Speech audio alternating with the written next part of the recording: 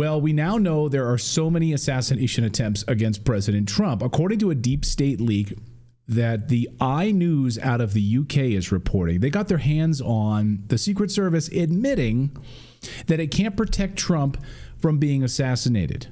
Can't make this up, because of course they can. They're just choosing not to. And they're trying to blame it on, well, there's a lot of guns and there's a lot of social media rhetoric.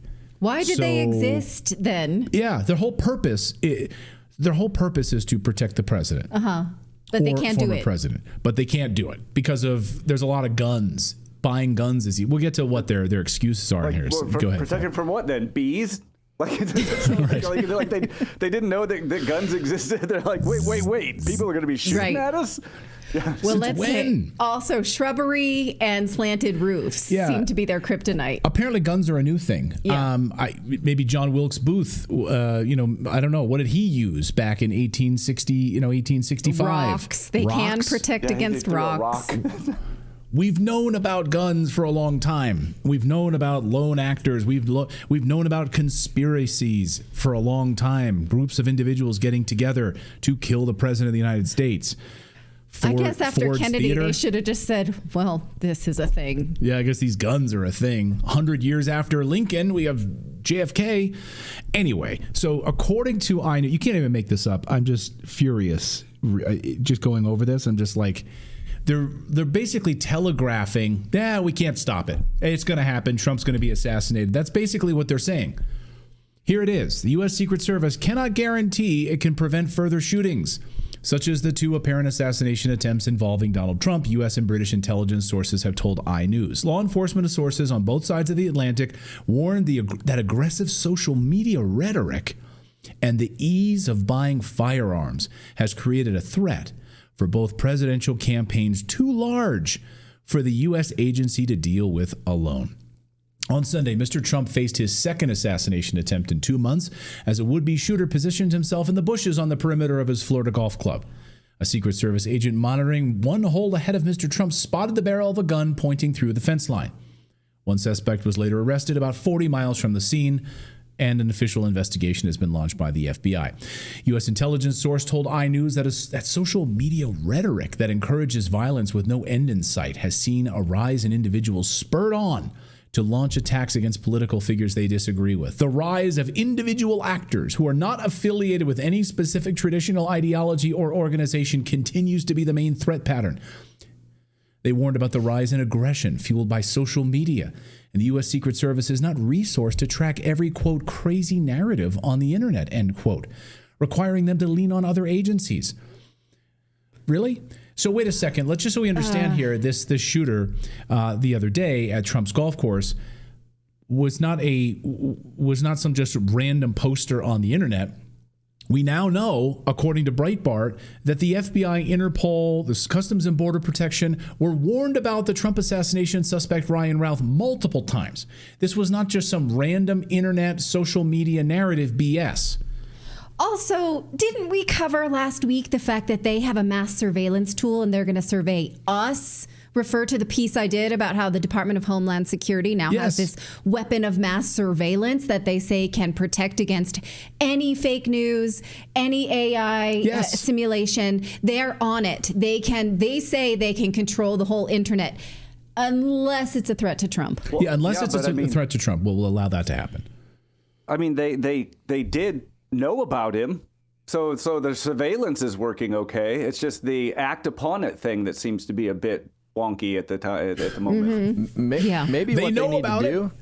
Let's have them just go scrub all the BlackRock commercials and everybody that's in them. Just go. Right. Go keep an extra eye on them. These guys keep showing up in BlackRock commercials. Yeah, and now there's speculation. In fact, we don't know if it's confirmed yet that this Ryan Routh was actually at a Kamala Harris rally. He was caught on camera. He was one of the individuals who was bussed into the rally. Because people aren't actually showing up to her rallies. They have to be bussed in and, I guess, and paid for, like paid for actors. Be interesting to see if the Kamala Harris campaign actually paid this guy. Well, maybe we'll get there. But anyway, we're learning now that authorities ignored multiple warnings about the Trump assassination suspect, Ryan Routh. He had been flagged to the FBI, Interpol, Customs and Border Protection months before this incident. Months. Chelsea Walsh, a nurse who had interactions with Routh in Ukraine, repeatedly alerted authorities about his violent behavior and potential recruitment of Syrian refugees. But no significant actions were taken. Quoting now from Breitbart. When she heard in 2023 that Routh was attempting to recruit Syrian refugees to fight in Ukraine, she filed an online report with the FBI and Interpol outlining her concerns about Routh and others. Neither Customs nor FBI followed up with her. The FBI didn't immediately respond to a request for comment. Routh's behavior has been flagged to the FBI in the past, though not in connection to Ukraine. A tipster told the FBI in 2019 that Routh had a firearm despite being a felon, but when questioned further, wouldn't verify providing the information. An FBI official said on Monday. The Bureau passed the information on to authorities in Honolulu, Hawaii, where Routh was living at the time, and they closed the investigation. After being alerted to these messages in early June, other aid groups banned him from their signal groups and reported his activities to the State Department, noting their concerns he might be engaging in human trafficking or immigration fraud. Beware of American Ryan Routh, Adams warned Ukraine aid groups in June 2023, or June 2nd, 2023. And this morning, at a Trump rally on Long Island, a bomb scare. Now, this is some video of that incident. Police were investigating a bomb inside a nearby vehicle at a Trump rally. But after police responded to this, Nassau police said, no, don't worry about it. This was just a suspicious incident. The Public Information Office reports a suspicious incident that occurred in Uniondale. Reports of explosives being found at the site are unfounded. There's a person who's being questioned who may have been training a bomb detection dog near the site. The individual with the bomb dog falsely reported explosives being found, and that individual is currently being detained by police. Okay, what? Like a civilian training a bomb dog? Right? Wait, what? Then he reported himself? Exactly. Okay. Yeah. I mean, you cannot make this shit up. What in the world? So DC Drano posted this. Rogan Hanley said, guys, read this. The Nassau bomb threat situation smells fishy. Why would they be questioning the individual who planted bomb devices to, quote, help train the dog? Wouldn't they know who was doing the bomb detection? Seems like a strange time to do dog training. Right? Wait, right next to a Trump in rally? That training, do you call the police when you find it? If you put it there? You put it there next to a Trump rally. Okay. And by the way, you train a bomb detection dog with actual live materials, right? With actual bomb making materials. Yeah. That's how you train a dog. Okay. That's weird, right? That's it's very weird. And as a journalist, Darren Beattie, of course, Darren Beattie is one of the really blew the story wide open on the pipe bomber situation after the DNC on January 6th. He's an excellent journalist. He writes this: if you look historically into historically suspicious events, you'll see a pattern in which there is some kind of training exercise or drill whose subject matter almost exactly overlaps with the real life thing that allegedly happens. This allows for plausible deniability when feds are caught. It was just confusion from the exercise. I'm not saying that this is what happened here, he says, but it is interesting to point out this pattern. And we just spent a whole week covering the 9/11 attacks. You can watch our full reports. We did a whole week-long look, interview after interview after interview on the propaganda surrounding 9/11. Sound familiar? Training exercises about twin towers and buildings being hit by airliners? Training exercises right as they're happening. Really interesting and suspicious. The same thing is said about the January 6th pipe bomb. The pipe bomb left by DNC headquarters. Training exercises. Very interesting. Tony Saruja tweeted this earlier. He's a data analyst who tracks all of these things. He says, my team is helping with GPS data for 3 suspicious incidents near the Trump New York rally on Long Island during these sweeps. I will not be posting details publicly for now in order to protect the integrity of any ongoing investigations. If you are there and you see something, say something. 3 suspicious incidents near the Trump rally in Long Island. Yesterday, we interviewed ex-CIA agent Michael Scheuer. He got out in 2004. Now he's on a mission to keep America out of these incidents in Ukraine and Israel and everything else, and pissing a lot of people off at the CIA. He said this yesterday on our show. This was yesterday, and then today we have a bomb scare at a Trump rally. Listen.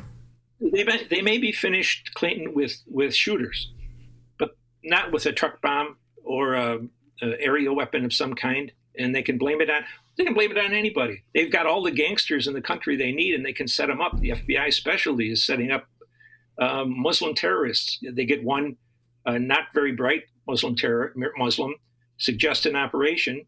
He goes out and gets some dumber Muslims, and then at the last moment, the FBI picks him up and calls it a victory against terrorism. So there's lots of other options out there. And it depends on how many people they're willing to kill as to what option. Right now, they seem focused just on him.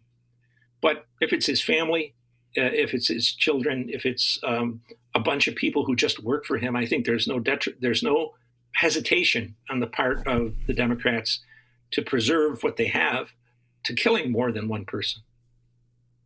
Sure. They kill lots of people in the Middle East. Yeah. They don't care about killing. So there you have an ex-CIA agent saying that the deep state will stop at nothing. They're done with guns right now. They're moving on to explosives, and that they will. And now we're hearing from the Secret Service that we can't stop. Well, we already see a man dead from the first attempted assassination. So that's now Trump supporters who are also, what do you call it?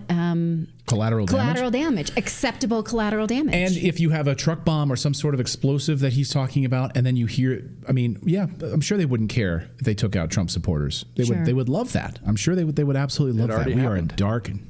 Yeah, exactly. I mean, we are in dark and dangerous times right now, folks. And it's deeply troubling. Biden was sort of asked about this today as he's like leaving the White House, and he's just kind of mumbled some stuff about how Congress needs to do some stuff about Secret Service protection for the president. So right now, Department of Homeland Security under Mayorkas saying really only Secret Service protection for sitting presidents. So Kamala Harris, Vice President, President Biden, but minimal for President Trump, who has the largest rallies of any candidate right now. It's unbelievable. Place the National Guard on the perimeter, the whole perimeter, just, National Guard or something. Like, they'd do a better job probably of I'm sure Pelosi would saying something. Yeah. Pelosi could bring in the National Guard. I'm sure she'd be first in line to do that like she did on January 6th. Cyber criminals targeting people and businesses by exploiting vulnerabilities in everyday tools that we use, like email, social media messengers, free cloud storage, as well as weak passwords. In fact, in the last couple of months, there have been two major breaches that probably affected you. There was the breach at AT&T, which exposed all of those text message logs, and it affected every AT&T customer. Also, what about the National Public Data breach for Social Security numbers? Yeah, the Social Security Administration admitted that. So that's where the people at Bunker are helping you. It's an affordable, all-in-one app protecting you against identity theft, cybercrime, and surveillance. And guess what? You can get your Bunker application for $12 annually. That's right. Why pay several different apps when you can get yourself for $12 annually protected with Bunker? Right now, you can use the code Redacted to get your first year for free. Just go to bunker.life and use the code Redacted. You can download it on the iOS App Store or on the Google Play Store, and you get, just by using that code Redacted, you get your first year for free. So our thanks to them for supporting the show.